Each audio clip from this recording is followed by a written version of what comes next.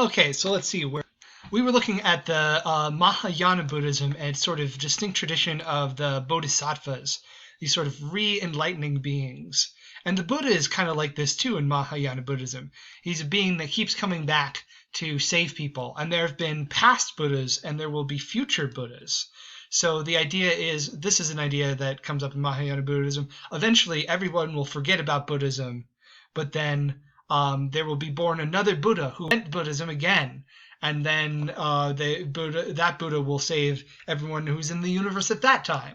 So it's just over all the ages there will be different Buddhas. There's always going to be a Buddha when you need one, kind of like he's a superhero or something. And sometimes this future Buddha is known as Maitreya. So some Buddhists believe they can already know when the next Buddha is going to be. Whereas the Theravada school is just like, this is more pragmatic. Instead of bodhisattvas, they have arhats, which are just the worthy ones. They are like the Buddha's followers. They have achieved enlightenment and they're gone now. They have moved on to nirvana. And you can respect them, you can learn from them, but you don't really ask them to save your Sunday from evildoers or something like that. No, arhats are just noble, respectable people. So that's sort of the basic difference there. And sometimes some people will talk about Buddhism as like a philosophy that you can learn about the mind. There's a lot of people these days, including very atheistical type people, who think about Buddhism that way, while there's other people who think about Buddhism as more of a religion, and it has its own gods, it has its own theology going on. Both of these traditions, these schools of thought, have some amount of both, but Theravada is definitely way more over on the traditionalist side, and Mahayana is way more over on the Buddha is someone you can pray to type of side. So that's interesting to think about. Okay, so I want to introduce you to a bodhisattva here. So these are 3 pictures of the same bodhisattva. This is Avalokiteshvara, whose name means something like the one who reaches out infinitely in compassion. And that's what you see. This is a classic sort of traditional Buddhist image. This is Avalokiteshvara, is someone who lived a life, achieved enlightenment, and then keeps coming back to help people. And Avalokiteshvara is a very powerful being, kind of androgynous, and has basically infinite hands. No, sorry, hundreds and hundreds of hands. Here, I think he's being shown with like 300 hands. All of these back here, these are also hands. And all these faces to show different reincarnations, I think. So Avalokiteshvara has a hand so he can reach out and help you wherever you're at, That's pretty great. So this is the Bodhisattva of compassion. And Avalokiteshvara swore the oath, "May I not leave this world until everybody in the universe is enlightened," which is a very Bodhisattva thing to do. So he did that. And another of Avalokiteshvara's incarnations is the Dalai Lama. So in Tibetan Buddhism, the Dalai Lama is supposed to be an incarnation of Avalokiteshvara, someone who comes back in compassion. So that's who the Dalai Lama is in traditional Tibetan Buddhism, an enlightened being who is incarnated into this world to help us out. So that's pretty cool. Interestingly, in Japanese tradition and to some degree in Chinese tradition, Avalokiteshvara is reinterpreted as a female deity, this female figure of infinite compassion, and she becomes known as Guan Yin in China and Kannon in Japan. So she gives a sort of femininity to Buddhism that is sometimes lacking. There's a story of a monk who meets a beautiful woman, and she teaches him so much, and then one day she disappears, and he realizes that she was Kuan Yin. So that's pretty fun. And it shows how many different forms one bodhisattva can take, and how these ideas kind of get joined together through syncretism. Okay, so here's an image of the Buddha. This is one of the first images of the Buddha. What do you notice about it? Basically, where's the Buddha, right? So here's the tree, the Bodhi tree, and here's a chair, and here's all these gods and monsters who were part of the Buddhist story there, but he's not there. And so that is how the Buddha is depicted in the earliest Buddhist art, which is sort of the more traditional school, the earlier school, more aligned with the Theravadins. The Buddha is not depicted because he realized he had no self. So he has kind of ceased to be a person. He has sort of been blown out, and to put a face on him would be inaccurate because he has moved away from things like being an ordinary person. Instead, you show these symbols to show that he is missing in some way. There's a lot of good ones. There's the empty chair, which we saw here, that shows where he was sitting. There's a footprint, so you see his footprint, but you don't see the person himself. A horse without a rider is another good one. It's got the reins, but it doesn't have a rider. And often he's depicted by showing the relics that he left behind, things he touched and interacted with in his lifetime. That's the sort of earliest depiction of the Buddha. Oh, and you might have noticed that wheel in the heel. No, not in the heel, in the arch of the foot. The wheel and the footprint there. The wheel is another symbol that's very common in Buddhism. Sometimes it's shown as having 8 spokes and representing the Eightfold Path. Other times it has more spokes, and it kind of represents Dharma and the cycles of the world, like samsara. The Buddha is one who has achieved control over the cycles of the world, so he's spinning the wheel now instead of being spun by it. So the idea of not depicting the Buddha doesn't last forever, though, and eventually people start making more depictions of him from about the year 100 onward. And the way they usually show him is as someone who is wearing monk's clothes, so he is a monk. Usually has a very distinct hairstyle. He has a top knot and kind of very curly little beads of hair. When Europeans first encountered these statues, they thought for a second that maybe he was of African descent because of the hair. But I think it's just supposed to be extremely tight Indian hair. And he's very often depicted with long ears, which are a symbol of wisdom, but also of being rich. So he's showing the sign of being a former rich guy as well as being a monk. Kind of like getting gauges put in, I guess.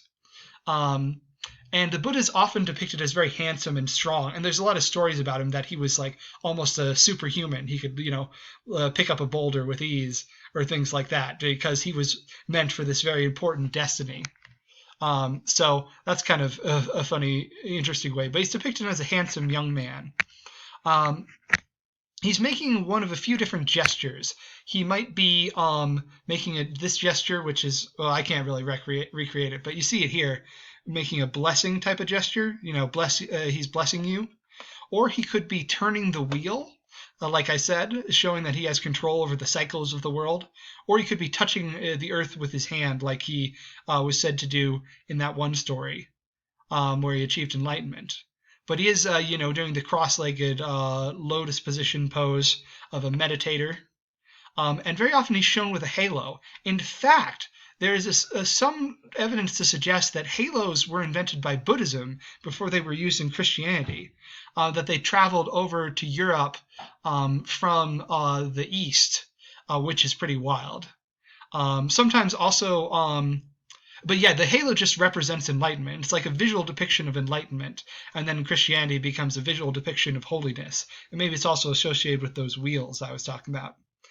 Sometimes the Buddha is depicted as an extremely tall person, or he has special markings on his feet that show that he's meant for this destiny. So this whole religion develops around the Buddha, more so than just his ideas. He is a very special kind of person. So this Buddha might be different than you were expecting.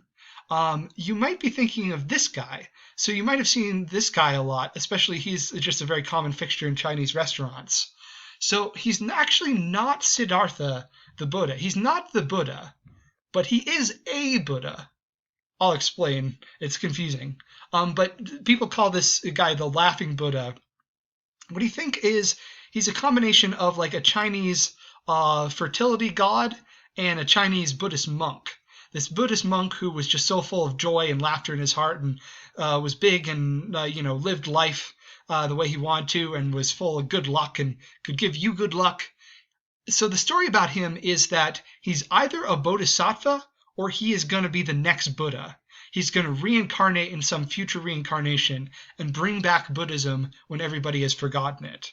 So he is not the Buddha, but he is a future Buddha, according to some traditions. And you can just imagine how people got confused on this point. Um, uh, is he the Buddha? No, well, he's a Buddha. Is his name Buddha? No, his name's Bo Dai. Well, that sounds like Buddha. Gets kind of confusing. But yeah, if you ever see this guy, that's who he is. So look forward to him whenever Buddhism needs to be brought back, whenever you're on your next incarnation there. Okay. Yes. So, having talked about Buddhist art, I want to talk about why Buddhism was so successful. At the time when Buddhism was starting to spread, there was an empire in India, and we haven't really gotten into this in too much detail, but this is the Maurya Empire, which is happening for a few hundred years, from 322 to 180. Buddhist teachings were starting right in the 300s there, so it was the perfect time. This family was taking over all of India, well, most of India, all the way up until the tip here. And so they established the first sort of huge Indian empire. And luckily for Buddhism, the main guy who was in charge during one of these conquests happened to be quite interested in Buddhism and promoted it. So in a way, it's kind of like Buddhists had their very own version of Constantine. So this was a guy named Ashoka, and it's said that Ashoka was a pretty intense conqueror. He conquered peoples like the Kalinga peoples. But the standard Buddhist story is that he made all these conquests and then he grew older and he regretted, being so violent, and what did this mean for what he had done in his future reincarnations. So he tried to come to a better understanding of himself and tried to make up for his mistakes.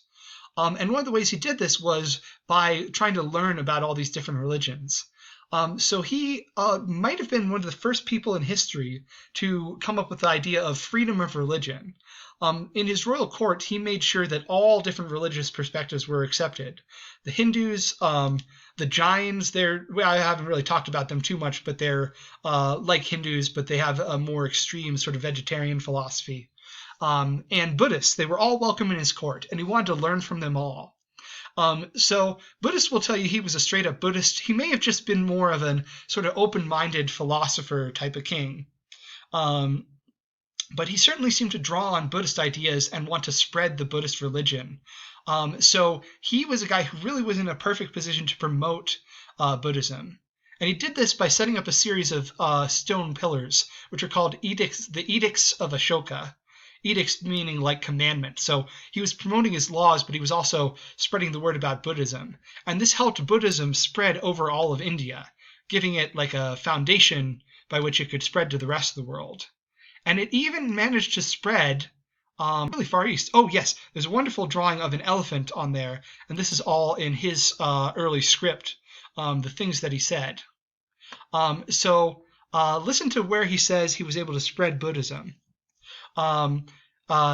He's describing himself and he's saying conquest by dharma, that is sort of Buddhist duty, is the best conquest according to Ashoka.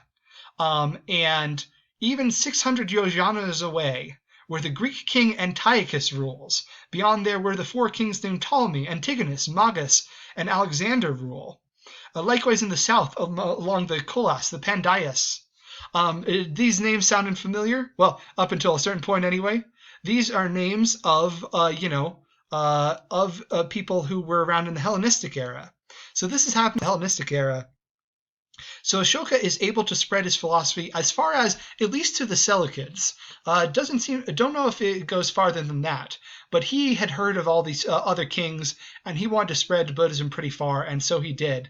And he basically made that his whole thing that he said on the pillars is, look how far I'm spreading Buddhism. It's pretty cool.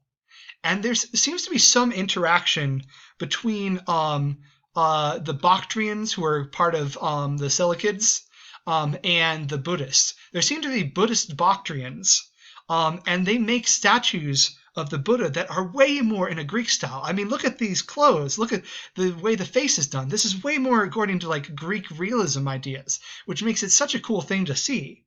And I have a little bit of theory, but I guess I'll have to go into that next time because I'm running out of time. Okay, I'll tell you my theory in the next video.